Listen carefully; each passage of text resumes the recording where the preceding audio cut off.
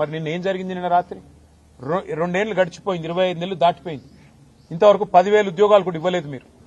ఏమైనాయి నీ 2 లక్షల ఉద్యోగాలు అని చెప్పి పిల్లలు రోడ్డెక్కితే వాళ్ళని ఇష్టం వచ్చినట్టు గొడ్లను కొట్టినట్టు కొట్టి వాళ్ళని 7 పోలీస్ స్టేషన్లో నిన్న ఈ దిక్కుమాలిన ప్రభుత్వం వారిని నిర్బంధించింది. ఈ రోజు కూడా ఉదయం నుంచి మళ్లీ అరెస్టుల మీద అరెస్టులు చేస్తా ఉన్నారు. ఎందుకు? ముఖ్యమంత్రి గారు అక్కడేదో బట్టల షాప్ ఓపెనింగ్ పోతున్నట్ట, దానికోసం ఆ రోడ్డెంబడ పోతుంటే ఎక్కడ ముఖ్యమంత్రికి అడ్డం వచ్చి నోటిఫికేషన్ లేవి అని నిలదీస్తారు, ముఖ్యమంత్రిని దిగ్బంధం చేస్తారన్న భయంతో ఇలా పోలీసులను అడ్డం పెట్టుకుని ఈ ప్రభుత్వం బతుకుతా ఉన్నది. మరి ఇంత చేతగాని సన్నాసి రాహుల్ గాంధీ ఎందుకు మాటిచ్చినావు? 2 లక్షల ఉద్యోగాలని చెప్పి ఎందుకు డైలాగులు కొట్టినావు? ఎందుకు పోజులు కొట్టినావు? ఎక్కడ పోయినాయి నీ 2 లక్షల ఉద్యోగాలు? ఇవాళ ప్రజలు అడుగుతున్నారు, మా పిల్లలు అడుగుతున్నారు, దమ్ముంటే సమాధానం చెప్పు.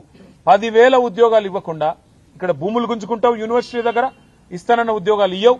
ఈ రకంగా తెలంగాణ యువతతో, భారత యువతతో కాంగ్రెస్ ఏదైతే డ్రామాలు ఆడుతున్నదో దీని అందరూ కూడా గమనించాలని కోరుతూ